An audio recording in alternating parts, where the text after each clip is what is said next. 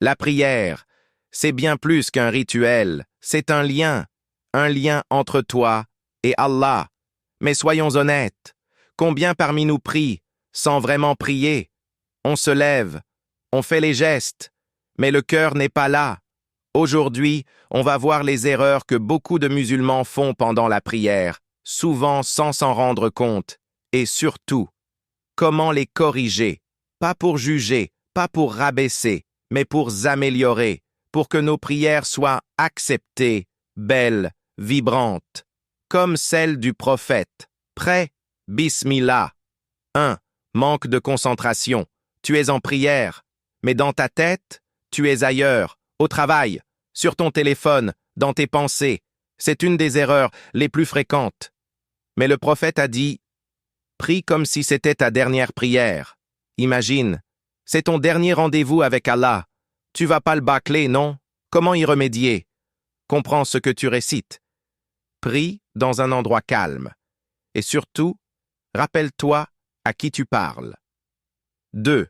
Réciter la Fatiha à toute vitesse.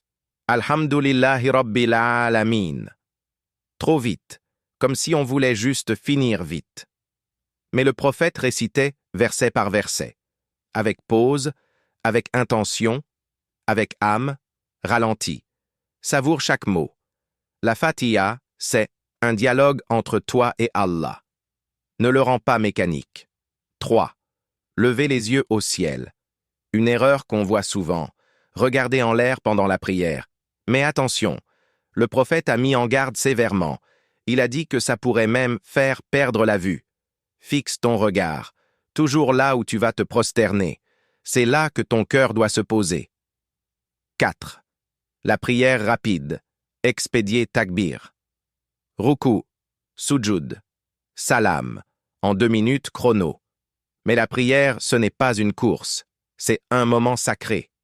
Le prophète a dit, « Le pire des voleurs est celui qui vole. » Dans sa prière, prends ton temps, fais chaque geste correctement, ressens chaque étape. 5. Mauvaise prosternation. Certaines personnes posent seulement le front, d'autres gardent les coudes collés au sol. Mais selon la sunna, tu dois te prosterner sur 7 parties. Le front, avec le nez, les 2 mains, les 2 genoux et les orteils. Corrige. C'est important. 6. Passer devant un prieur. Un frère est en train de prier, et quelqu'un passe juste devant lui. Erreur grave. Le prophète a dit, mieux vaut attendre 40 quoi?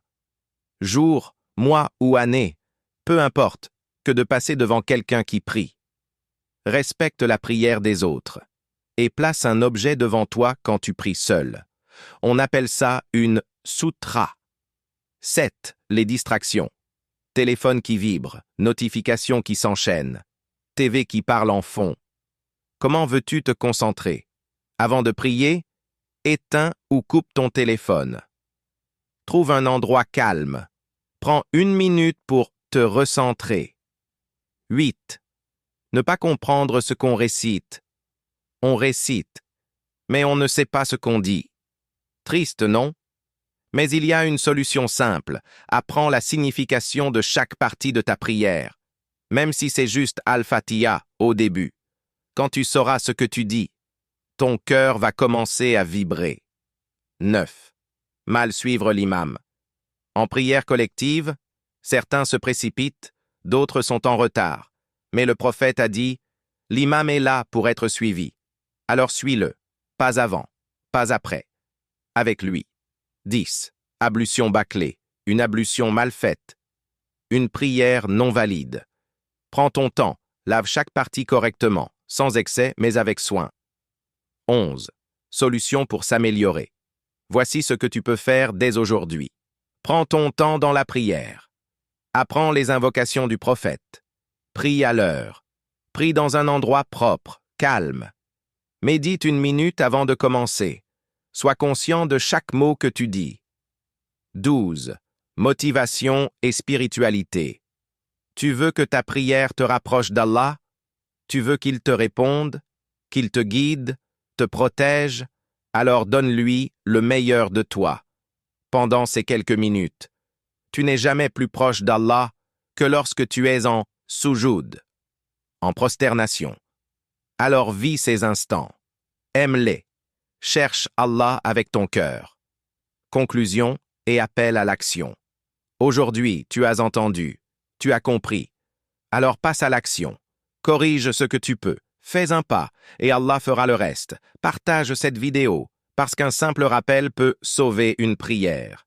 Et une prière peut sauver une vie.